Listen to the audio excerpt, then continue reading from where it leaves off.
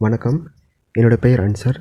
நான் நடந்து முடிஞ்ச குரூப் 2A மெயின்ஸ் 2026ல் 152 கொஷின்ஸ் போட்டு இந்த எக்ஸாமை கிளியர் பண்ணியிருக்கேன். ஸோ இந்த காணொலியில் என்னோடய டிஎன்பிசி ஜேர்னி, இதுக்காக என்னென்ன புக்ஸ் எல்லாம் படித்தேன், இதுக்கு நான் என்னென்ன ஸ்ட்ராட்டஜிஸ்லாம் ஃபாலோ பண்ணேன், அண்ட் இதில் நான் என்னென்ன மிஸ்டேக்ஸ்லாம் பண்ணி லேர்ன் பண்ணேன்னு உங்கள்கிட்ட ஷேர் பண்ணுறேன். எனக்கு இந்த டிஎன்பிசி மேலே ஆர்வம் எப்படி வந்துச்சுன்னா, அதுக்கு ஒரு சின்ன ஃப்ளாஷ்பேக் இருக்குது. நான் 12th முடிக்கிறேன். முடிச்சுட்டு ஒரு காலேஜில் ஜாயின் பண்ண போகிறேன். ஜாயின் பண்ணி சர்டிஃபிகேட்ஸ் அங்கே கொடுக்கும்போது ஒரு சர்டிஃபிகேட் மட்டும் மிஸ் ஆகுது. அது என்ன சர்டிஃபிகேட்னா, முதல் பட்டதாரி சான்றிதழ், ஃபஸ்ட்டு கிராஜுவேட் சர்டிஃபிகேட்டுன்னு சொல்லுவோம். அப்படி ஒரு சர்டிஃபிகேட் இருக்கிறதே எனக்கு தெரியாது. காலேஜில் என்ன சொல்கிறாங்க, 2 நாள் தான் டைமு, போய் வாங்கிட்டு வந்து கொடுங்க அப்படின்னாங்க. நான் இங்கே வந்து எனக்கு என்ன பண்ணுறதே தெரில. எப்படி ஒரு சர்டிஃபிகேட் வந்து 2 நாளில் கிடைக்கும் அப்படின்னு ஒரு பிரச்சனை. அதுக்கப்புறம் இங்கே வந்துட்டு நான் விஓ ஆஃபீஸ் போனேன் டேரெக்டாக. அவங்ககிட்ட இந்த மாதிரி சொன்னேன், இந்த மாதிரி எனக்கு சர்டிஃபிகேட் தேவைப்படுது, 2 நாள் தேவைப்படுது, காலேஜ் ஜாயின் பண்ணுறதுக்கு இமீடியட்டாக கேட்குறாங்கன்னு. அவர் என்ன பண்ணாருன்னா, அப்போவே என்னோடய அப்ளிகேஷன் அவரே போட்டு ஃபில் பண்ணி ஆர்ஐ ரெவென்யூ இன்ஸ்பெக்டருக்கும் ஜோனல் டெபுட்டி தாசில்தாருக்கும் ஃபோன் பண்ணி இந்த மாதிரி சொல்லிவிட்டு அடுத்த நாள் எனக்கு கால் பண்ணி எனக்கு அவரே பிரிண்ட் போட்டு அவரே கொடுத்துட்டாரு. அந்த ஒரு இன்சிடெண்ட் வந்து எப்படி சொல்கிறது, ஒரு டேர்னிங் பாயிண்ட் மாதிரி இருந்துச்சு. அப்போ முடிவு பண்ணேன், சரி நம்ம விஓ படிக்கலாம் அப்படின்னு. அங்கேருந்து ஆரம்பித்தது தான் என்னோடய டிஎன்பிசி. 2021-22 corona period. 2022 தான் 2 வருஷம் கழித்து குரூப் 4 நடத்துகிறாங்க. அந்த எக்ஸாமில் நான் ஓரளவுக்கு தமிழ் புக்ஸை ரிவைஸ் பண்ணிவிட்டு படித்து போய் எழுதினேன். அந்த எக்ஸாமில் கிட்டத்தட்ட தமிழில் மட்டும் ஒரு 51 கொஷின்ஸ் தான் நான் போட முடிச்சுது. அப்போ நான் காலேஜ் செகண்ட் இயர் படிச்சுட்டு இருந்தேன். சரி, இன்னும் நல்லா படிச்சுட்டு வரலான்னு சொல்லிவிட்டு 2023 2024 கேப் எடுத்துகிட்டு நல்லா படித்தேன். நடுவில் என்ன ஆச்சுன்னா, எனக்கு அரியர் விழுந்துருச்சு. ஒரு 2-3 அரியர் விழுந்துச்சு ஒரு சில சப்ஜெக்டில். உடம்பு சரியில்லாமல் போய் படிக்க முடியாமல் போய், அதனால் அதுக்கப்புறம் மறுபடியும் அதை படித்து கிளியர் பண்ணிட்டு வந்தேன். அரியருக்கும் படித்து சைடில் இந்த டிஎன்பிசிக்கும் படிச்சுட்டே வந்தேன். 2024 நான் காலேஜ் முடிக்கும்போது தமிழ் சிலபஸ் அட்டை டு அட்டை ஃபுல்லாக படிச்சுட்டு இருந்தேன். அந்த 2024 குரூப் 4 அட்டன் பண்ணேன். அப்போ வந்து என்னால் தமிழில் வந்து 80 கொஷின் போட முடிஞ்சுது. இன்னொரு 10 கொஷின் எக்ஸ்ட்ரா போட்டிருந்தேன், அந்த வருஷமே எனக்கு வேலையும் கிடச்சிருக்கும். பட் அதில் எனக்கு 80 கொஷின் போட்டதுனால, அது கொஷின் பேப்பர் ஈஸினால் அப்போது என்னால் எனக்கு ரேங்க் கிடைக்கல. அடுத்து வந்த 2024 அதே குரூப் 2 அதே வருஷத்தில் குரூப் 2A ப்ரிலிம்ஸ் அட்டன் பண்ணேன். அதில் வந்து அது கிளியர் ஆச்சு எனக்கு. ஏன்னா நான் தமிழ் ஃபுல்லாக காலேஜில் படித்து முடித்ததுனால அதுக்கப்புறம் ஜிஎஸில் ஃபோக்கஸ் பண்ணேன். ஜிஎஸும் கரண்ட் அஃபேர்ஸு, மேக்ஸ், இது மூலியம் மட்டும் அதிகமாக ஃபோக்கஸ் பண்ணதுனால என்னால் குரூப் 2A ப்ரிலிம்ஸ் கிளியர் பண்ண முடிஞ்சுது. அதுக்கப்புறம் நான் மெயின்ஸுக்கு போகிறேன். மெயின்ஸு சுத்தமாக சொதப்பிடுச்சு. ஏன்னா எனக்கு ஐடியாவே இல்லை, என்ன சோர்ஸ் படிக்கணும், என்ன டெஸ்ட் எழுதணும், அது ஒரு ஐடியாவே இல்லை. இந்த சிலபஸ்க்கு இந்த புக்கில் இருந்தால் கொஷின் கேட்பாங்க, அதெல்லாம் சுத்தமாக ஒன்றுமே தெரில. ஒரு பெரிய அகாடமியில் போய் ஜாயின் பண்ணேன். அங்கே ஒரு 35 டெஸ்ட்டு கொடுத்தாங்க 50 நாளில். ஆனால் அதெல்லாம் யூஸ்ஃபுல்லாகவே இல்லை. அது ஃபுல்லாக வேஸ்ட்டாக தான் போச்சு. ஒரு கைட் பண்ணுறதுக்கு ஒரு ஆளே இல்லை. அதுக்கப்புறம் தான் டிஎன்பிசிக்கு என்னென்னலாம் சோர்ஸஸ்ன்னு தெரிஞ்சு அதை படித்து அடுத்து வர எக்ஸாமில் ப்ரிப்பேர் பண்ணேன். 2025 குரூப் 2A ப்ரிலிம்ஸ் 150+ போட்டேன். கன்ஃபார்மாக தெரியும், கிளியர் ஆயிடணும். நான் என்ன பண்ணேன், அதுக்கப்புறம் மெயின்ஸ் உடனே ஸ்டார்ட் பண்ணிட்டேன். அடுத்த நாளே மெயின்ஸோட சோர்ஸஸ்லாம் எடுத்து வச்சு பக்காவாக ஸ்டார்ட் பண்ணேன். இந்த வாட்டி என்னென்ன சோர்ஸஸ், எந்தெந்த சப்ஜெக்ட் படிக்கணும்னு எனக்கு ஐடியா இருந்துச்சு. நிறைய ஃபஸ்ட்டே சர்ச் பண்ணி வச்சுருந்தேன். இந்த குரூப் 2A மெயின்ஸ் 2026 கிளியர் பண்ணும்போது என்னோடய ஏஜ் வந்து 23. ஓகேங்களா. நான் என்னோடய டிஎன்பிசி ப்ரிப்ரேஷனை ரொம்ப ஏர்லியாக ஸ்டார்ட் பண்ணதும், ப்ரிலிம்ஸ் முடித்த உடனே மெயின்ஸுக்கு வந்து படிக்க ஸ்டார்ட் பண்ணதும் எனக்கு ஒரு அட்வான்டேஜாக இருந்துச்சு இந்த ப்ரிப்ரேஷனில். ஸோ நான் உங்களுக்கு என்ன சொல்லுவேன்னா, நீங்கள் ப்ரிலிம்ஸ் எழுதுங்க. ப்ரிலிம்ஸ் எழுதிட்டு கட் ஆஃப் கிளியர் ஆகிற மாதிரி இருந்துச்சுன்னா, ஒரு 5 மார்க் டிஃப்ரென்ஸ் இருந்தால் கூட நீங்கள் படிக்க ஸ்டார்ட் பண்ணிடுங்க. டைம் வேஸ்ட் பண்ணால் மெயின்ஸ்க்கு ஸ்டார்ட் பண்ணுங்கள். புரியுதுங்களா. ஏன்னா யார் கிளியர் ஆகும் யார் கிளியர் ஆகாதுன்னு நம்ம சொல்ல முடியாது. சப்போஸ் ஒரு வேளை மெயின்ஸ் கிளியர் ஆகிடுச்சுன்னா கண்டிப்பாக மெயின்ஸ் கிளியர் பண்ணுற அளவுக்கு நம்ம அப்போது ஓரளவுக்கு சிலபஸ் கம்ப்ளீட் பண்ணி வச்சுருக்கணும் அதுக்காக. ஏன்னா மெயின் சிலபஸ்ங்கிறது கொஞ்சம் பெருசு, கொஞ்சம் டிஃப்ரெண்ட்டாகவும் இருக்கும், புக்கை தாண்டி நிறைய படிக்கிற மாதிரி இருக்கும் வெளியில். ஓகேங்களா? அதனால் மெயின்ஸ் ப்ரிப்பரேஷனை எவ்வளோ ஏர்லியாக ஸ்டார்ட் பண்ணுறோமோ அந்த அளவுக்கு நமக்கு அட்வான்டேஜும் இருக்கும். நம்ம என்ன தான் ஸ்கூல் புக்ஸ் படித்தாலும் இப்போ வந்து அதிகமாக வெளியிலேருந்து கேட்குறாங்க. ஸோ அதுக்காக நான் என்னென்ன சோர்ஸஸ் வந்து எக்ஸ்ட்ராவாக வெளியிலேருந்து படித்தேன்னு நான் சொல்கிறேன் ஒவ்வொரு சப்ஜெக்ட்டுக்கும். ஓகேங்களா? ஃபஸ்ட்டு வந்து ஹிஸ்ட்ரி எடுத்துக்கலாம். ப்ரிலிம்ஸ் அண்ட் மெயின்ஸ் ரெண்டுக்குமே கண்டிப்பாக ஸ்பெக்ட்ரம் படிக்கணும். ஸ்பெக்ட்ரமில் சில குறிப்பிட்ட லெசன் இருக்குது. சோஷியல் ரீஃபார்மர்ஸை பற்றி ஒரு பெரிய லெசன் இருக்கும், அது படிச்சுக்கோங்க. அண்டு தென் இந்தியன் நேஷனல் ஐஎன்எம்மை பற்றி அது நிறைய புக்கில் இல்லாத டேட்டாஸ் கொடுத்துருக்காங்க, அது ப்ரீவியஸ் இயர் கொஷின்லேயும் கேட்டிருக்காங்க. அதுக்கப்புறம் வெங்கடேஷன் புக்கு வரலாம். வெங்கடேஷன் புக்கில் மொத்தம் 3 இருக்குது. நவீன காலம், தற்காலம். ஓகேங்களா?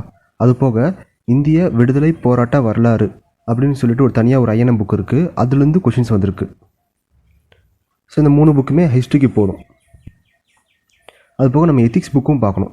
எதுக்குன்னா ப்ரிலிம்ஸில் நமக்கு இந்த டெல்லி சுல்தானியர்கள், அது போக இண்டஸ் வேலி சிவிலைசேஷன், முகல்ஸ், இவங்களையெல்லாம் கம்பைல் பண்ணி ஸ்டார்டிங் இண்டஸ் வேலியிலேருந்து சேரா சோழ பாண்டியா அவங்க வரைக்கும் ஒரு சிற்றரசுகளின் கொடைன்னு சொல்லிட்டு எத்திக்ஸ் புக்கில் ஒரு லெசன் கொடுத்துருப்பாங்க, ஒரு பெரிய லெசன். அதுலேருந்து அடிக்கடி வந்து கொஷின்ஸ் கேட்டுக்கிட்டே இருக்காங்க. ஓகேங்களா? அதுவும் படிக்கணும். அது போக 6th to 12th புக்ஸ் படிக்கணும். அடுத்து நம்ம பார்க்க போகிறது பாலிட்டிக்கு நமக்கு லக்ஷ்மிகாந்த் மட்டுமே போதும். லக்ஷ்மிகாந்த் அண்ட் ஸ்கூல் புக்கில் 11th to 12th கம்பல்சரி படிக்கணும். ஓகேங்களா? சிலபஸில் எங்கே கவர் ஆகுதோ அந்த டாபிக்ஸ் மட்டும் படித்தா போதும். அடுத்து கரண்ட் அஃபேர்ஸை பொறுத்த வரைக்கும் ஏதாச்சும் ஒரு மந்த்லி மேகசின் ஃபாலோ பண்ணலாம். என்ன கேட்டால் நான் நியூஸ் பேப்பர் படிக்கணும்னு சொல்லுவேன். நியூஸ் பேப்பர் படிக்கிறதுக்கு ஃபஸ்ட்டு ஒரு 3 மாதம் டைம் எடுக்கும். நீங்கள் டெய்லி நியூஸ் பேப்பர் படிக்கும்போது டெய்லி ஒரு 1.5 hours தேவைப்படும். ஒன்ஸ் இது பழகிட்டிங்கன்னா ஒரு நியூஸ் ஹெட்டிங் பார்த்தோன்னே இதை படிக்கணுமா வேணாமா ஸ்கிப் பண்ணணுமான்னு அதை முடிவு பண்ணி ஒரு நியூஸ் பேப்பரை டெய்லியும் அதுக்கப்புறம் பார்க்கும்போது 1/2 hour முடிச்சிடலாம். என்ன கேட்டால் நியூஸ் பேப்பர் படிக்கிறது தான் பெஸ்ட்டு மெத்தடு. தி ஹிந்து இங்கிலீஷ்லேயும் வருது, தமிழ்லேயும் வருது, அதுவே மோர் தென் எனஃப். அடுத்து பார்க்குற புக்கு ரொம்ப ரொம்ப முக்கியமான ஒரு புக்கு, சோஷியல் இஷ்யூஸ், பா. சிவா அவர்களுடைய புக்கு. இது இப்போ ரீசெண்டாக இங்கிலீஷ் எடிஷன்லேயும் விட்டுருக்காங்க, தமிழ் எடிஷன்லேயும் இருக்குது, அவைலபிளாக இருக்குது. ரொம்ப சூப்பரான புக்கு இது. குரூப் 1 எடுத்துகிட்டோன்னா இதுலேருந்து கண்டிப்பாக கொஷின்ஸ் இல்லாமல் இருக்காது. அந்த மாதிரி ஒரு ரொம்ப ரொம்ப முக்கியமான புக்கு. அடுத்து ஜியாகிரஃபியை பொறுத்த வரைக்கும் நம்ம பேசிக்காக 6th to 10th படிப்போம். 11th to 12th வந்து பேசிக்ஸ் தான் இருக்கும், கவர் பண்ணிக்கோங்க. அடுத்து மேக்ஸ் அண்ட் ரீசனிங் வந்து நம்ம RS அகர்வால் மட்டும் பார்த்தா போதும். RS Agarwal and previous year question இது 2 மட்டுமே பார்த்துட்டு போனால் மினிமம் 20+ போட்டுடலாம். ஓகேங்களா? மேக்ஸில் அதுவும் TNPSC எக்ஸாம்ஸில் மேக்ஸ் கொஷின் வெளியிலேருந்து வருதுன்னா அது RS அகர்வால் புக்கில் இருக்கிற கொஷின்ஸை அப்படியே காப்பி பேஸ்ட் பண்ணுவாங்க, ஆப்ஷன் கூட மாறாது. ஓகேங்களா? ரீசனிங் அதே மாதிரி தான். ரீசனிங்க்கு தனியாக RS அகர்வால் இருக்குது. மேக்ஸுக்கு குவான்டிடேட்டிவ் ஆப்டிடியூட்னு சொல்லுவோம், அதுக்கு தனியாக மேக்ஸ் அகர்வால் இருக்குது. அடுத்து எக்கனாமிக்ஸ் பொறுத்த வரைக்கும் நம்ம 6th to 10th படித்து வச்சுருப்போம். 11th to 12th கண்டிப்பாக படிக்கணும். அது போக உங்களுக்கு எக்ஸ்ட்ராவாக ரெஃபர் பண்ணுறதுக்கு வேணும்னு கேட்டால் ரமேஷ் சிங் பார்த்துக்கோங்க. ஆனால் நான் மோஸ்ட்லி ரமேஷ் சிங் படித்ததில்லை. சப்போஸ் உங்களுக்கு எக்கனாமிக்ஸ்க்கு ரெஃபரன்ஸ்க்கு ஒரு புக்கு வேணும்னா ரமேஷ் சிங். ஓகேங்களா? அடுத்து இன்னும் குறிப்பிட்ட விஷயம் என்னென்னா, இப்போ ரீசெண்டாக வர எக்ஸாம்ஸில் சஞ்சீவன் புக்கில் இருந்து நிறைய கொஷின்ஸ் கேட்குறாங்க. சஞ்சீவன் பப்ளிகேஷன்ஸ் புக்கில் அவங்க ஜியாகிரஃபி தனியாக புக்கு போட்டிருப்பாங்க, அது போக சயின்ஸுக்கு தனியாக புக்கு போட்டிருப்பாங்க. ஓகேங்களா? இந்த புக்கிலேருந்து நிறைய கொஷின்ஸ் வருது, பார்த்துக்கோங்க அந்த புக்கும். அடுத்து சங்கம் லிட்ரேச்சருக்கு வந்து தேவீரா அவர்களோட புக்கு வந்து ரொம்ப நல்லாயிருக்கும். அதில் எல்லா கண்டென்ட்டும் கம்பைல் பண்ணி கொடுத்துருப்பாங்க. சங்ககால இலக்கியத்திலேருந்து தற்கால இலக்கியம் வரைக்கும் அதை கம்பைல் பண்ணியிருப்பாங்க. ஒவ்வொரு ஆத்தரும் அவங்க டேட்டா, அதுக்கப்புறம் அவங்களோட ஒர்க்ஸ் என்ன, விருது ஏதாச்சும் வாங்கியிருக்காங்களா, அவங்களோட முக்கியமான கோட்ஸ் என்ன, எல்லாமே கம்பைல் பண்ணி பக்காவாக இருக்கும் தேவீரா புக்கில். ஸோ அது போக நம்ம Group 2A மெயின்ஸுக்கு வந்து தமிழ்நாடு அட்மினிஸ்ட்ரேஷன் சொல்லிட்டு ஒரு டாபிக் இருக்குது. அதுக்கு நம்ம தனியாக வேற ஒரு புக் இருக்குது. என்ன புக்? அது வெங்கடேஷன் புக்கு, அரசாங்கம் நிர்வாக ஆளுமை. அந்த புக்கில் வந்து இப்போ ரீசெண்டாக நடந்த எக்ஸாமில் கொஷின்ஸ் கேட்டிருக்காங்க. ஓகேங்களா? அந்த புக்கு நான் அதில் மென்ஷன் பண்ணல, அதையும் நோட் பண்ணிக்கோங்க. தமிழ்நாட்டு அரசாங்கம் நிர்வாக ஆளுமை, ஆத்தர் வந்து வெங்கடேசன் அவர்கள். தமிழ்நாடு அட்மினிஸ்ட்ரேஷன் சொல்லும்போது இந்த விஏஓ, தாசில்தார், ஆர்ஐ பற்றி அவங்கள பற்றி படிக்கிறதுக்கு வந்து இதில் கண்டென்ட் இருக்கும். இதுவே போதும் எனக்கு கரெக்டாக சோர்ஸுக்கு. நம்ம சோர்ஸ் வந்து எந்த அளவுக்கு லிமிட் பண்ணுறோமோ அந்த அளவுக்கு நம்ம சிலபஸை வந்து சீக்கிரம் கம்ப்ளீட் பண்ணிடலாம். இந்த புக்ஸ்லேருந்து நோட்ஸ் எடுக்கணும்னா கண்டிப்பாக நீங்கள் ஸ்பெக்ட்ரம், வெங்கடேஷன் புக்ஸ்லேருந்து கண்டிப்பாக நோட்ஸ் எடுத்தே ஆகணும். ஏன்னா அதில் ஃபுல்லாக கதையாக இருக்கும், பாயிண்ட்ஸ்லாம் உள்ளே ஒளிஞ்சிருக்கும். நம்ம தனியாக எடுத்து வச்சு படிக்கும்போது நமக்கு டைம் சேவ் ஆகும். ஓகேங்களா? அதே பாஷிவா புக்குனா அந்த புக்கு நம்ம நோட்ஸ் எடுக்க வேண்டியதில்லை, அந்த புக்கே ஒரு நோட்ஸ் மாதிரி தான் இருக்கும். ஸோ இதுதான் நான் யூஸ் பண்ண என்னோடய மெயின்ஸ் அண்ட் ப்ரிலிம்ஸ் சோர்சஸ். ஓகேங்களா? ஓகே, இந்த எக்ஸாமை கிளியர் பண்ணுறதுக்கு நான் என்னென்ன ஸ்ட்ராட்டஜிஸ் யூஸ் பண்ணேன்னு சொல்கிறேன். ஓகேங்களா? First syllabus awareness. ஃபஸ்ட்டு சிலபஸை ப்ரிண்ட் அவுட் போட்டுக்கணும். அடுத்து அந்த சிலபஸோட டாபிக்ஸ் பார்க்கணும். ஓகேங்களா? என்னென்ன டாபிக்ஸ் கொடுத்துருக்காங்க. ஓகேங்களா? ரெண்டாவது அந்த டாபிக்ஸ்க்கு ஏற்ற சோர்ஸை தேர்ந்தெடுக்கணும். அதை நான் ஃபஸ்ட்டே மென்ஷன் பண்ணிட்டேன். எனக்கு ஃபஸ்ட் எக்ஸாமில், அதாவது 2025 குரூப் 2A மெயின்ஸில் எனக்கு என்ன சிலபஸ், என்ன புக்கு யூஸ் பண்ணுறதுனே தெரில. அதான் மெயின் காரணம் நான் அதில் தோற்று போனதுக்கு. அது இந்த வாட்டி நடக்கக்கூடாதுன்னு நான் ஒவ்வொரு சப்ஜெக்ட்டுக்கும் புக்ஸ் எடுத்து வச்சிட்டேன், புக்ஸும் வாங்கிட்டேன். ஸோ அந்த புக்ஸ் மட்டும் தான் நான் படித்தேன் மார்க் பண்ணி. அடுத்து பிஒய்க்யூ அவேர்னஸ். ப்ரீவியஸ் இயர் கொஷினில் கேட்டதை நிறைய வாட்டி டிஎன்பிசி ரிப்பீட் பண்ணுவாங்க. அதை வேறு மெத்தடில் கேட்கலாம், இல்லை ஸ்டேட்மெண்ட்டில் வைக்கலாம், இல்லைன்னா மேட்ச் ஷீட்டில் கொண்டு போய் வைக்கலாம். நம்ம எப்படி கேட்டாலும் அதை ஆன்சர் பண்ண தெரிஞ்சிருக்கணும். ஓகேங்களா? ஒரு டாப்பிக்கை நம்ம படிக்கும்போது அந்த டாப்பிக்கில் இருந்து இது வரைக்கும் இந்த மாதிரி ப்ரீவியஸ் இயர் கொஷினில் கேட்டிருக்காங்கன்னா ஞாபகத்தில் வச்சுருக்கணும். அப்போ தான் நம்ம அந்த ஆங்கிள்லேயே படிக்க முடியும்.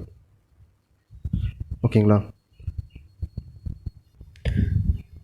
அடுத்து நீங்கள் கைப்பட நோட்ஸ் எடுக்கணும். கண்டிப்பாக உங்களுக்கு கஷ்டமாக இருக்கிற டாபிக் வந்து கண்டிப்பாக ஒரு A4 ஷீட் எடுத்துகிட்டு, அந்த ஒரு A4 ஷீட் ஒரு பேஜ் நோட்ஸ் ஆச்சு உங்கள்கிட்ட இருக்கணும் ஃபைனல் ரிவிஷன் பண்ணுறப்போ. ஃபார் எக்ஸாம்பிள், இவங்க ஜியாகிரஃபியில் வந்து சாயில்ஸ்னு கொடுத்துருக்காங்க. ஓகேங்களா? இந்தியாவில் எத்தனை டைப்ஸ் ஆஃப் சாயில் இருக்குது, இந்தியாவில் மேஜர் சாயில் எது, அதோட டிஃபிஷியன்சிஸ் என்ன, ஒவ்வொரு சாயிலோட டிஃபிஷியன்சிஸ், அது போக தமிழ்நாட்டில் என்னென்ன சாயில் டைப்ஸ் இருக்குது, அங்கே என்ன டிஃபிஷியன்சிஸ் இருக்குது, இதெல்லாம் நம்ம பார்க்கணும். ஓகேங்களா? 360 டிகிரியில் படிக்கணும் அந்த டாப்பிக்கை. அதுக்கான நோட்ஸும் நம்ம பக்காவாக ரெடி பண்ணி வச்சுருக்கணும் ஃபஸ்ட்டே. ஏன்னா நம்ம மெயின்ஸுங்கிறது ரொம்ப வாஸ்ட்டு சிலபஸ். ப்ரிலிம்ஸ் ஈஸியாக நம்ம லாங்குவேஜ் வச்சு உள்ளே போயிடலாம். ஆனால் மெயின்ஸுங்கிறது ஃபுல்லாக ஜிஎஸ்ன்னு சொல்லும்போது நம்ம நிறைய நாலேஜ் வச்சுருக்கணும், நிறைய நாலேஜ்னு நிறைய ரிவிஷன் பண்ணியிருக்கணும். அதுக்கு நம்மக்கிட்ட ஈஸியாக ரீகால் பண்ணுற மாதிரி நம்ம நோட்ஸை எடுத்து வச்சிருந்தா மட்டும்தான் இதெல்லாம் பாசிபிள். ஓகேங்களா? அடுத்து கரண்ட் அஃபேர்ஸ் வந்து கண்டிப்பாக படிக்கணும். நான் மோஸ்ட்லி வந்து தமிழரசு மேகசின் வந்து கண்டிப்பாக படிப்பேன். ஏன்னா சில கரண்ட் அஃபேர் மேகசினில், நியூஸ் பேப்பரில் மென்ஷன் பண்ணாத டேட்டாஸ்லாம் தமிழரசு மேகசினில் போட்டிருப்பாங்க. ஸோ நான் தமிழரசு மேகசின்லேருந்தும் நோட்ஸ் எடுத்தேன். அது எனக்கு ரொம்ப யூஸ்ஃபுல்லாகவும் இருந்துச்சு. அடுத்து நான் இந்த மெயின்ஸை கிளியர் பண்ணுறதுக்கு எத்தனை மார்க் டெஸ்ட் எழுதினேன், இது ஒரு கிட்டத்தட்ட நான் ஒரு 10 டெஸ்ட் தான் எழுதியிருப்பேன். மெயினாக ஒரு 5 செக்ஷன் டெஸ்ட் எழுதினேன். அதுக்கப்புறம் எல்லாமே ஃபுல் சிலபஸ் டெஸ்ட்டாக எழுதினேன். நான் எந்த ஒரு பெரிய அகாடமிலையும் டெஸ்ட் சீரீஸ்க்குன்னு தனியாக ஜாயின் பண்ணல. எம்ப்ளாய்மெண்ட் ஆஃபீஸ், அப்புறம் டெலிகிராமில் கிடைக்கிற ஃப்ரீயாக கொஷின் பேப்பர் கிடச்சிது. அந்த கலைஞர் சென்டினரி லைப்ரரியோட கொஷின் பேப்பர்லாம் கிடச்சிது. ஸோ அந்த டெஸ்ட்டு மட்டும் தான் அட்டன் பண்ணேன். ஒரு மிஞ்சி போனால் ஒரு 10 டெஸ்ட்டு அவ்வளோதாங்க அட்டெண்டே பண்ணியிருப்பேன். ஓகேங்களா? ஆக்சுவலாக ஒரு மித்து இருக்கும், இந்த மாதிரி மெயின்ஸுக்குலாம் நம்ம ஒரு பெரிய அகாடமியில் போய் ஜாயின் பண்ணி ஒரு 30 டெஸ்ட்டு, 35 டெஸ்ட்டு, 40 டெஸ்ட்டு போட்டால் தான் கிளியர் பண்ண முடியும். அதெல்லாம் உண்மையிலே கிடையாது, நம்ம கெப்பாசிட்டியை பொறுத்து தான். ஓகேங்களா? நம்ம கரெக்டான வழியில் போகணுன்னா ப்ராக்டிஸ்க்கு ஒரு 10 டெஸ்ட்டு போதும், மோர் தென் எனஃப். இதுக்குன்னு தனியாக போய் நம்ம டெஸ்ட் சீரிஸ் ஜாயின் பண்ணணும்னு அவசியம் இல்லை. அடுத்து டைம் மேனேஜ்மெண்ட்டை பொறுத்த வரைக்கும் நம்ம ஒவ்வொருத்தரும் ஒவ்வொரு நிலைமையில் இருப்போம். சில பேர் நிறைய ஃபுல் டைம்லேயே உட்காந்து படிப்பாங்க. சில ஒர்க்கிங் ஆல்ரெடி குரூப் 4 குரூப் 2 இருக்கிறவங்க லீவ் போட்டு உட்காந்து படிப்பாங்க. இன்னும் சில பேர் வந்து ப்ரைவேட் ஜாப் போய்ட்டு படிப்பாங்க. இன்னும் சில பேர் வந்து ஹவுஸ் ஒய்ஃப்ஸாக இருப்பாங்க. அவங்களுக்கு மார்னிங் ஈவினிங் டைம் இருக்கும், நடுவில் இருக்கிற டைமில் அவங்க படிப்பாங்க. என்னை பொறுத்த வரைக்கும் நான் வந்து எங்கள் அப்பாவோட ஸ்டோர் வச்சுருக்காரு, அங்கே ஒர்க் பண்ணிட்டே தான் படித்தேன். எனக்கு எப்போ வேலை வரும்னு தெரியாது, ஓகேங்களா? அதனால் நான் மோஸ்ட்லி டைம் ஃபிக்ஸ் பண்ண மாட்டேன். இன்றைக்கி இந்த டாபிக் ஃபிக்ஸ் பண்ணணும், படிக்கணும், அப்படிலாம் கிடையாது. ஒரு நாளைக்கு இத்தனை மணி நேரம் படிக்கணும், அந்த மாதிரி எந்த ரெஸ்ட்ரிக்ஷனும் நான் போடல. நான் என்ன போட்டேன்னா 1 மந்த் எடுத்துக்கிட்டேன். அந்த மந்த் முடியறதுக்குள்ளே இவ்வளோ சிலபஸை கம்ப்ளீட் பண்ணணும் டார்கெட் வச்சுட்டேன், ஓகேங்களா? அதுக்கப்புறம் அந்த சிலபஸை வந்து 4 வாரம் இருக்கா, 4 டிவைட் பண்ணிக்கிட்டேன். அதுக்கப்புறம் நான் எந்த டைம் லிமிட்டும் ஃபிக்ஸ் பண்ணல. இப்போ ஒரு வாரத்துக்கு இந்த டாபிக்ஸ்லாம் கம்ப்ளீட் பண்ணணும்னா அந்த ஒரு நாளைக்கு நான் 3 மணி நேரம் படித்தாலும் சரி, இல்லை அதுக்கு அடுத்த நாள் வந்து 1 டே ஃபுல்லாக உட்காந்து படித்தாலும் சரி, அந்த 1 வீக் கம்ப்ளீட் ஆகும்போது அந்த டாபிக்ஸ் நான் கம்ப்ளீட் பண்ணியிருக்கணும். இது எதனால தான், என்னோடய ஒர்க் நேச்சர்னால. எனக்கு திடீர்னு ஒர்க் வரும், திடீர்னு ஒர்க்கே இருக்காது. அதனால் இந்த மாதிரி நான் ஃபிக்ஸ் பண்ணியிருந்தேன். எப்போவுமே ப்ரெஷரை வந்து நம்ம மேலே போடக்கூடாது, டைம் மேலேயும் போடக்கூடாது. ப்ரெஷர் என்றைக்குமே சிலபஸ் மேலே போட்டால் நம்ம சிலபஸும் கம்ப்ளீட் பண்ணிடுவோம், ப்ரெஷர் இல்லாமல் கிரியேட் பண்ணிடுவோம். ஏன்னா நம்ம மேலே ப்ரெஷர் போடும்போது என்ன ஆகுனா, ஒழுங்காக போய் மண்டையில் ஸ்டோர் ஆகாது. டைம் மேலே போடும்போது என்ன ஆகுனா, டார்கெட் நம்ம ரொம்ப ஸ்லோவாக படிக்கிற மாதிரி நமக்கே ஃபீல் ஆகும். அடுத்து ஹவு டு ஹேண்டில் ப்ரெஷர். இந்த ப்ரெஷர் வந்து நான் எக்ஸாம் ப்ரெஷர் சொல்கிறேன். நம்ம என்ன தான் எத்தனை மார்க் டெஸ்ட் இங்கே எழுதினாலும் எக்ஸாமில் போய் எழுதும்போது, அந்த எக்ஸாம் எழுதும்போது ஒரு ப்ரெஷர் வரும் பாருங்கள். அந்த ப்ரெஷர் வந்து எந்த மார்க் டெஸ்ட் எழுதினாலும் கிடைக்காது. காரணம் என்னென்னா, டிஎன்பிசி ஃப்ரேம் பண்ணுற கொஷின் பேப்பரு. ஸோ இதுக்காக நான் என்ன பண்ணேன்னா, இந்த ப்ரெஷரை நான் ஃபஸ்ட்டே ஹேண்டில் பண்ணணும், அதுக்கு நான் அதை ஃபீல் பண்ணணும். அதுக்காக என்ன பண்ணேன், டெஸ்ட் எழுதும்போது வேணுமே ஒரு 10 மினிட்ஸ் 15 மினிட்ஸ் கழித்து நான் ஸ்டார்ட் பண்ணுவேன், புரியுதுங்களா? ஆனால் அந்த டெஸ்ட்டை முடிக்கிறது வந்து கரெக்டாக 3 ஹவர்ஸ்க்குள்ளே முடிச்சிடணும். அந்த லூஸ் பண்ண 15 மினிட்ஸ்குள்ளேயும் சேர்த்து. இன்னும் தெளிவாக சொல்லணுன்னா, நான் டைமிங் 3 ஹவர்ஸ் ஃபிக்ஸ் பண்ணிடுவேன். ஃபிக்ஸ் பண்ணிட்டு டைமை ஸ்டார்ட் பண்ணிடுவேன். வேணுமே 15 மினிட்ஸ் கழித்து நான் அந்த டெஸ்ட்டை ஸ்டார்ட் பண்ணுவேன். ஏன்னா அந்த டைமோட ப்ரெஷரை வந்து நான் ஃபீல் பண்ணணும். அதுக்காக நம்ம ஜென்ரலாக வெளியே அகாடமியில் போய் இல்லை எந்த கொஷின் பேப்பர் எடுத்தாலும் டிஎன்பிஎஸ்சி அளவுக்கு அவங்க டைம் இழுக்கிற மாதிரி வைக்க மாட்டாங்க. அது ஒரு மேஜர் டிஸ்அட்வான்டேஜ். கொஷின்ஸ்லாம் ரொம்ப சின்னதாக இருக்கும்.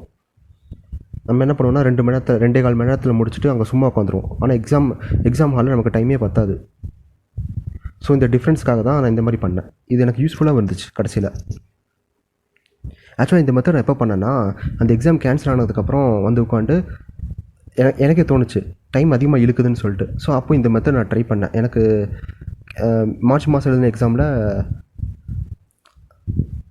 அதுவும் ஒரு அட்வான்டேஜாக இருந்துச்சு. ஸோ நான் லாஸ்ட்டு எழுதின குரூப் 2A மெயின்ஸுக்கும் இந்த வருஷம் எழுதின குரூப் 2A மெயின்ஸுக்கும் என்ன மிஸ்டேக்ஸ் பண்ணேன்னு நான் சொல்கிறேன். அதை நீங்கள் பண்ணக்கூடாது, அதுக்காக தான் நான் சொல்கிறேன். ஃபஸ்ட்டு வந்து சோர்ஸஸ். நான் நிறைய வாட்டி இந்த வீடியோவில் திரும்ப சொல்லிட்டேன். சோர்ஸஸ் எதுன்னு நான் சொல்லிட்டேன். அதை பக்காவாக எடுத்து வைங்க, அதை மட்டும் படிங்க போதும். அடுத்து ரீசனிங் செக்ஷனை பொறுத்த வரைக்கும் நம்ம நிறைய ப்ராக்டிஸ் பண்ணணும். ஆர்எஸ் அகர்வால் மட்டுமே போதும். ஆனால் டெய்லியும் 1 ஹவர்ஸ் அந்த கன்சிஸ்டன்சி வந்து முக்கியம் ரீசனிங்கு மட்டும், ஓகேங்களா? நான் 2025 குரூப் 2A மெயின்ஸ் எழுதும்போது அதில் ரீசனிங் வந்து கிட்டத்தட்ட 18 கொஷின் வந்து தப்பு பண்ணேன். அப்போ வந்து 136 மார்க் கொஷின்ஸ் போட்டிருந்தேன். ஒரு 10 கொஷின் போட்டிருந்தா கூட எனக்கு ஜாப்க்கு வாய்ப்பு இருந்திருக்கும். அதனால் ரீசனிங் செக்ஷன் வந்து கேர்லெஸ் மிஸ்டேக் பண்ணாமல் பார்த்துக்கோங்க. அதே மாதிரி சீக்கிரமும் சால்வ் பண்ண தெரியணும் ரீசனிங்க்கு. அடுத்து நான் அடிக்கடி தப்பு பண்ணுற மிஸ்டேக் வந்து இது இன்கரெக்ட்டுங்கிற வேர்டு. அவங்க நம்ம வந்து டைமிங்கிற ஒரு ப்ரெஷரை வச்சு போயிட்டுருப்போம் எக்ஸாமில். ஆனால் கொஷின் என்ன இருக்குன்னா, கொஷினை படிக்க மாட்டோம். ஸ்டார்டிங்கில் வந்து சூஸ் த இன்கரெக்ட் மேட்சஸ்ன்னு இருக்கும். நம்ம அவசரத்தில் என்ன பண்ணுவோம், சூஸ் த கரெக்ட் மேட்சஸ்ன்னு சொல்லிட்டு ஆப்ஷன் வந்து கரெக்டான மேட்சை போட்டு வந்துடும். ஆனால் அவங்க கேட்டிருக்கிறது வந்து இன்கரெக்டாக இருக்கும். இதை வந்து நான் 2-3 வாட்டி நிறைய மிஸ்டேக் பண்ணேன் இதில். அதனால் இந்த இன்கரெக்ட்டுங்கிற வேர்டை வந்து பார்த்துக்கோங்க. அதுக்கப்புறம் கண்டிப்பாக உங்கள்கிட்ட கடைசி நேரத்தில் ரிவிஷன் பண்ணுறதுக்கு ஒரு டாப்பிக்கு ஒரு பேஜ் நோட்ஸ் இருக்கணும். கண்டிப்பாக அந்த நோட்ஸுங்கிறது கையில் இருக்கணும். அப்போ தான் உங்களால் அந்த சிலபஸையே ரிவிஷன் பண்ண முடியும். இல்லைன்னா உங்களால் ரிவிஷனும் பண்ண முடியாது. ரிவிஷன் பண்ண முடியும்னா நீங்கள் படித்ததெல்லாம் கிட்டத்தட்ட 50% வேஸ்ட் ஆன மாதிரி. அதனால் இந்த மிஸ்டேக்ஸை மட்டும் கண்டிப்பாக பண்ணாதீங்க.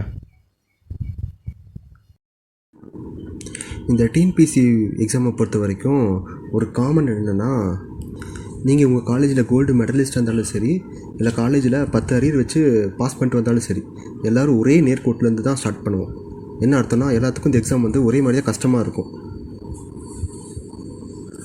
அவன் யூனிவர்சிட்டி டாப்பர், அதனால் அவன் ஈஸியாக கிளியர் பண்ணிடுவான் அப்படிலாம் நினச்சா, எனக்கு தெரிஞ்ச நிறைய ஃப்ரெண்ட்ஸே இன்னும் கிளியர் பண்ண முடியாமல் இருக்காங்க குரூப் 4. ஸோ நம்ம கரெக்டான சோர்ஸஸ் ஸ்ட்ராட்டஜி யூஸ் பண்ணால் யார் வேணும்னாலும் இந்த டிஎன்பிசி எக்ஸாமை கிளியர் பண்ணலாம். ஓகேங்களா? அதனால் இந்த மாதிரி யோசிக்காதீங்க. நான் 10th ஃபெயில் ஆகிட்டு மறுபடியும் வந்திருக்கேன், பாஸ் பண்ணிட்டு வந்திருக்கேன், என்னால் கிளியர் பண்ண முடியுமா? காலேஜில் 10 அரியர் வச்சுட்டு கிளியர் பண்ணிட்டு வந்திருக்கேன், என்னால் பாஸ் பண்ண முடியுமானா இந்த டவுட்லாம் வேண்டியதே இல்லை. ஓகேங்களா? தைரியமாக படித்தா வேலை நிச்சயம். ஓகே, இதுக்கப்புறம் வரப்போகிற group 2A prelims and mains, இதுக்கு எப்படி படிக்கிறதுன்னு நான் ஒரு ஸ்ட்ராட்டஜி சொல்கிறேன். ஓகேங்களா? ஃபஸ்ட்டு லாங்குவேஜ் எடுத்துக்கலாம். நிறைய பேர் என்ன கேட்குறீங்கன்னா, ஜென்ரல் தமிழ் எடுக்கலாமா, ஜென்ரல் இங்கிலீஷ் எடுக்கலாமா அப்படி கேட்குறீங்க. நான் ஒன்று சொல்கிறேன், உங்களுக்கு எந்த சப்ஜெக்ட் மேலே இன்ட்ரெஸ்ட் இருக்கோ, பிடிச்சிருக்கோ, ஈஸியாக வருதோ அந்த சப்ஜெக்ட் எடுத்துக்கோங்க. ஓகேங்களா? நீங்கள் ஸ்கூல் ஃபுல்லாக இங்கிலீஷ் மீடியமாக இருந்தால் ஜென்ரல் இங்கிலீஷே ப்ரிஃபர் பண்ணுங்கள். ஒருவேளை நான் தமிழ் மீடியம் படித்தா ஜென்ரல் தமிழ் எடுங்க. ஒருவேளை இங்கிலீஷ் மேலே இன்ட்ரெஸ்ட் இருந்தாலும், இங்கிலீஷ் ஸ்டூடெண்ட் சொல்கிறேன், தமிழ் மேலே இன்ட்ரெஸ்ட் இருந்தாலும் ஜென்ரல் தமிழ் எடுக்கலாம். அதெல்லாம் ஒன்றும் தப்பு இல்லை. ஆனால் நான் வச்சுக்கோங்க, இந்த லாங்குவேஜில் வந்து மினிமம் 85க்கு மேலே போட்டே ஆகணும். 90 போட்டால் அது குட். ஓகேங்களா? நீங்கள் ஆல்மோஸ்ட் உள்ளே போயிடுவீங்க. 85 போட்டால் இட்ஸ் ஓகே. ஓகேங்களா? நீங்கள் மேக்ஸ்லேயும் ஜிஎஸ்லேயும் மேனேஜ் பண்ணிடலாம். First general English. இந்த ஜென்ரல் இங்கிலீஷில் வந்து நம்ம 3ஆக பிரிச்சுக்கலாம். சார் 2ஆக பிரிச்சுக்கலாம். ஒன்று வந்து ப்ரோஸு போயம். ஓகேங்களா? இன்னொன்று வந்து கிராமர். இந்த ஃபஸ்ட்டு நான் ப்ரோஸு போயமை பற்றி பேசிடுறேன். இந்த ப்ரோஸு போயமும் சிலபஸில் கொடுத்த டாபிக்ஸ் அதை மட்டும் படித்தாலே போதும். ஓகேங்களா? அவங்க எல்லா லெசனையும், எல்லா ப்ரோஸ், எல்லா போயமையும் மென்ஷன் பண்ணியிருக்க மாட்டாங்க. எந்தெந்த லெசன் போயமை சிலபஸில் மென்ஷன் பண்ணியிருக்காங்களோ அதை மட்டும் மார்க் பண்ணி அதை மட்டும் படித்தாலே போதும். எக்ஸ்ட்ரா இருக்கிற போயம்லாம் படிக்க வேண்டியதில்லை. போயமை படிக்கும்போது அது ஆத்தர் பாக்ஸ் கொடுத்துருப்பாங்க, அந்த போயட்டோட பாக்ஸ், அது ஃபுல்லாக படிச்சிடணும். அந்த போயட் பாக்ஸில் அவங்களோட எக்ஸ்ட்ரா ஒர்க்ஸ் இருக்கும். அவங்க எங்கே பிறந்தாங்க, அவங்களோட ப்ரொஃபஷன், அந்த மாதிரி நிறையா இருக்கும். அது ஃபுல்லாக படிச்சிருங்க. அது போக அந்த போயம் வந்து என்னென்ன கொஷின் கேட்பாங்கன்னு தெரிஞ்சுக்கோங்க. ஒரு 2 லைன் கொடுத்துருவாங்க. அந்த 2 லைனை கொடுத்துட்டு ஒரு வேர்டு அண்டர்லைன் பண்ணிவிட்டு போயட்டிக் டிவைஸ் கேட்பாங்க. போயட்டிக் டிவைசஸ்னால் மெட்டாஃபரா, ஆக்சிமோரனா, ஹோமோஃபோன், அந்த மாதிரி போயட்டிக் டிவைசஸ்லாம் இருக்குது. பெர்சானிஃபிகேஷன். ஸோ இந்த மாதிரி போயட்டிக் டிவைசஸ் என்னென்னு கேட்கலாம். அதுலேனா அந்த 2 லைனை கொடுத்துட்டு அந்த போயமோட நேமை கேட்கலாம். 4 போயமோட ஆப்ஷனை வச்சுருவாங்க. நீங்கள் கரெக்டான போயம் வந்து சூஸ் பண்ணணும், நேம். அதே மாதிரி தான் போயட்டும் கேட்கலாம். 2 லைனை கொடுத்துட்டு இந்த லைனை வந்து எந்த போயிட் எழுதுனாங்கன்னு சொல்லிட்டு கேட்கலாம். அதுவும் இல்லைன்னா 2 போயிட் லைனை கொடுத்துட்டு இதில் வந்து இந்த லைனில் ஆத்தர் என்ன சொல்ல வராங்க, அதோடய மீனிங்கை வந்து 4 ஆப்ஷனில் வைப்பாங்க. நம்ம கரெக்டான மீனிங்கை சூஸ் பண்ணுற மாதிரி இருக்கும். அதுக்கு என்ன பண்ணணும்னா, நம்ம போயமை ஃபுல்லாக அண்டர்ஸ்டாண்ட் பண்ணி வச்சுருக்கணும். ஒவ்வொரு லைனுக்கும் மீனிங் தெரிஞ்சு வச்சுருக்கணும். ஃபஸ்ட்டு அந்த போயமோட ஹெட்டிங்கை பார்த்தோன்னே அந்த போயமில் என்ன சொல்ல வராங்கன்னு அந்த மைய கருத்து இருக்கும், அதை புரிஞ்சு வச்சுருக்கணும். ஓகேங்களா? அப்போ தான் இந்த மாதிரியான கொஷின்ஸ்லாம் நம்ம ஈஸியாக ஆன்சர் பண்ண முடியும். அடுத்து ப்ரோஸுக்கு போகலாம். ப்ரோஸில் என்ன கொஷின்ஸ் கேட்பாங்கன்னா, சேம் ஆத்தர், அந்த ஆத்தர் பாக்ஸு, அதே மாதிரி ப்ரோஸில் மீனிங்ஸ் இருக்கும். மீனிங்ஸ் பாக்ஸ் கொடுத்துருப்பாங்க, சினோனிம்ஸ். ஓகேங்களா? இதை படிச்சுக்கணும். அடுத்து இந்த ப்ரோஸை பொறுத்த வரைக்கும் முக்கியமானது வந்து கேரக்டர்ஸ். இந்த ப்ரோஸெல்லாம் கேரக்டர்ஸ் மாதிரி இருக்கும். ஃபார் எக்ஸாம்பிள் வந்து நமக்கு ஷெர்லாக் ஹோம்ஸ்னு ஒரு ப்ரோஸ் கொடுத்துருப்பாங்க. அதில் நிறையா 2-3 கேரக்டர்ஸ்லாம் வருவாங்க. ஷெர்லாக் ஹோம்ஸ், அவரோட ஃப்ரெண்டு, டாக்டரு, அவங்கள என்னென்ன பண்ணாங்கன்னு பார்த்து வச்சுக்கோங்க. அதுக்கப்புறம் ஸ்டேட்மெண்ட்டு கேட்பாங்க. ஒரு ஸ்டேட்மெண்ட்டை கொடுத்துட்டு இது எந்த கேரக்டர் சொன்னாங்க, எந்த கேரக்டர் இந்த ஸ்டேட்மெண்ட்டை பேசுனாங்க, டைலாகை பேசுனாங்க, அந்த மாதிரி கேட்கலாம். ஓகேங்களா? ப்ரோஸு போயமு பொறுத்த வரைக்கும் நம்ம ஒரு கொஷின் கூட மிஸ்டேக் பண்ணக்கூடாது. ஓகேங்களா? ஏன்னா நமக்கு கிராமர் பார்ட் இருக்குது. கிராமர் பார்ட் நம்ம என்ன தான் நல்லா படிச்சுட்டு போனாலும் அங்கே போய் மினிமம் ஒரு 2-3 கொஷினாச்சும் மிஸ் ஆகும். கிராமர் எப்படி படிக்கணும்னா, சிலபஸில் இருக்கிற டாப்பிக்கு எடுத்துக்கோங்க. ஒவ்வொரு டாப்பிக்கும் ரூல்ஸ் இருக்கும். ஃபார் எக்ஸாம்பிள் வந்து ஆக்டிவ் வாய்ஸ் பாசிவ் வாய்ஸ்னால் ஒரு 10 ரூல்ஸ் இருக்கும். அந்த ரூல்ஸ் என்னென்னு படித்து வச்சுக்கோங்க. எக்ஸாம்பிள்ஸ் பார்த்துக்கோங்க. அதுக்கப்புறம் என்ன பண்ணுங்கள், டிஎன்பிசி ப்ரீவியஸ் இயர் கொஷின் கிடைக்குதான்னு பாருங்கள். ஏன்னா ஜென்ரல் இங்கிலீஷ்க்கு வந்து அவ்வளோ சீக்கிரம் ப்ரீவியஸ் இயர் கொஷின் கிடைக்காது. கிடைக்கலைன்னா எஸ்எஸ்சி அண்ட் ஆர்ஆர்பி இதில் நிறைய கொஷின்ஸ் கேட்டிருப்பாங்க, எக்கச்சக்கமாக இருக்கும். இதில் எடுத்து சால்வ் பண்ணுங்கள். நீங்கள் எந்த அளவுக்கு நிறைய மாடல் எக்ஸ்போஸ் ஆகுறீங்களோ அந்த அளவுக்கு உங்களுக்கு அட்வான்டேஜ் கிராமரை பொறுத்த வரைக்கும். ஓகேங்களா? இங்கே கிராமரை பொறுத்த வரைக்கும் ஜென்ரலாக கேட்பாங்க, புக்குக்கு வெளியிலேருந்து தான் கேட்பாங்க. புக்கில் எக்ஸாம்பிள்ஸ் இருக்கும், ஆனால் அதெல்லாம் கேட்கவே மாட்டாங்க. புரியுதுங்களா? அது பார்த்துக்கோங்க ஜென்ரல் இங்கிலீஷ் படிக்கிறவங்க. அடுத்து ஜென்ரல் தமிழ் வந்து அது தமிழ் சொல்லவே வேண்டியதில்லை. அது எப்படி கேட்பாங்கன்னு அவங்களுக்கே தெரியாது. ஒரு வாட்டி என்ன புக்கிலேருந்து கேட்குறாங்க, இன்னொரு வாட்டி என்னென்னா புக்கிலேருந்து கொஷினே வரதில்லை. இந்த வாட்டி கவர்மெண்ட் சேஞ்ச் ஆகிருக்கு, பார்க்கலாம் ஜென்ரல் தமிழ் எப்படி கேட்குறாங்கன்னு. ஜென்ரல் தமிழை பொறுத்த வரைக்கும் நிறைய ப்ரீவியஸ் இயர் கொஷின் இருக்குது. என்ன கேட்டால் புக்கு பார்த்துக்கோங்க, அது போக ப்ரீவியஸ் இயர் கொஷின் பார்த்துக்கோங்க. இது 2 மட்டும் பார்த்துட்டு போங்க. 80+ கன்ஃபார்மாக போட்டுடலாம். ஓகேங்களா? அதுக்கு மேலே நீங்கள் ரிஸ்க் எடுத்து அவுட் சோர்ஸ் படிக்கிறது உங்கள் இஷ்டம், ஜென்ரல் தமிழை பொறுத்த வரைக்கும். ஏன்னா தமிழுங்கிறது ஒரு கடல் மாதிரி. அடுத்து ஜிஎஸ், ஜென்ரல் ஸ்டடீஸை பொறுத்த வரைக்கும் இங்கே நிறைய பேர் ஒரு மிஸ்டேக் பண்ணுறோம். என்னென்னா, ஒரு புக்கில் ஒரு கண்டென்ட் இருக்குன்னா அதை அப்படியே வாசிட்டு விட்டு போயிடும், அதை பற்றி திங்கே பண்ண மாட்டிடும். எக்ஸாம்பிள் சொல்கிறேன் பாருங்கள்.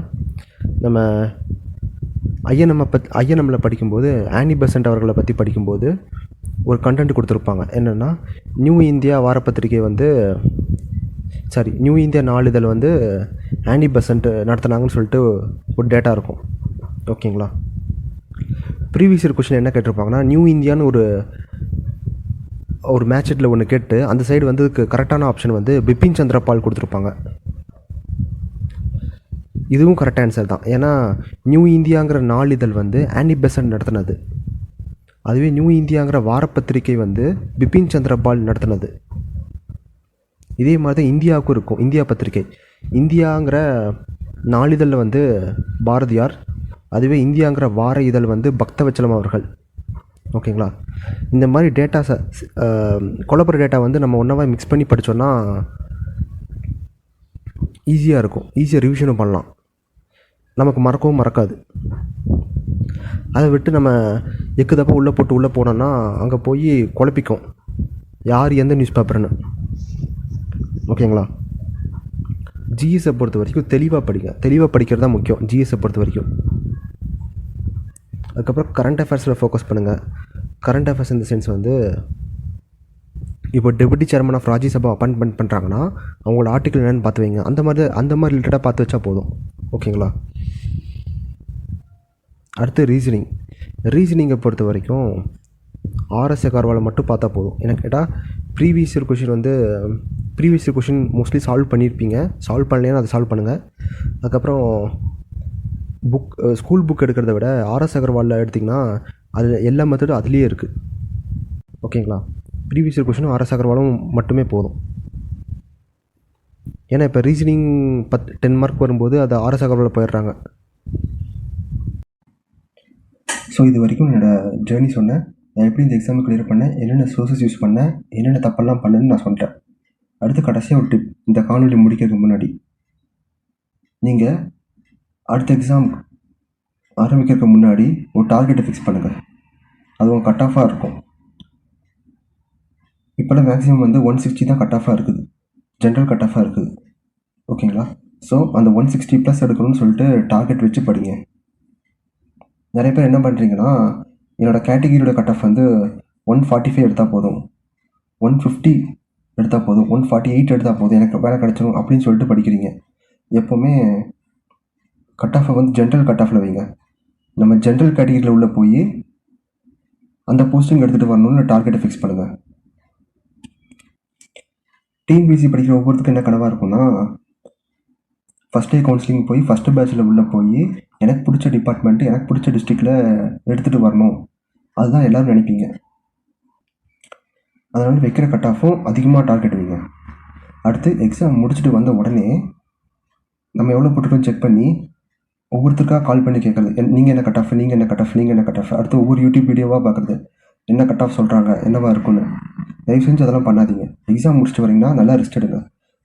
ஒரு 1 வீக் ரெஸ்ட் எடுத்துகிட்டு அடுத்து என்ன எக்ஸாம் படிக்க போகிறீங்களோ அதை பிளான் பண்ணி அதை ஷெட்யூல் போட்டு அதை படிக்க ஸ்டார்ட் பண்ணியிருக்கேன். இந்த எழுதின எக்ஸாமையே மறந்துடுங்க.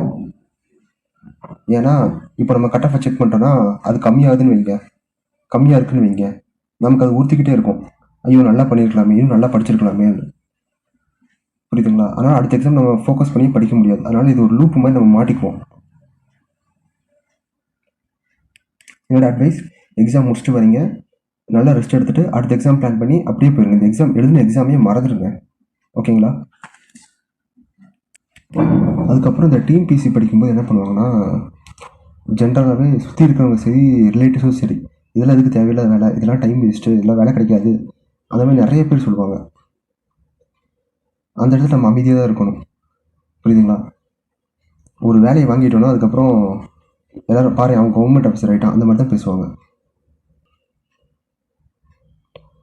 நம்ம ஃபோக்கஸ்லாம் படிக்கிறது மட்டும் தான் இருக்கணும், வேலையை வாங்குறது மட்டும் தான் இருக்கும். வேலையை வாங்கிட்டு அதுக்கப்புறம் நம்ம ஆட்டம் தான் ஆட்டம். ஸோ நன்றி, அவ்வளோதான்.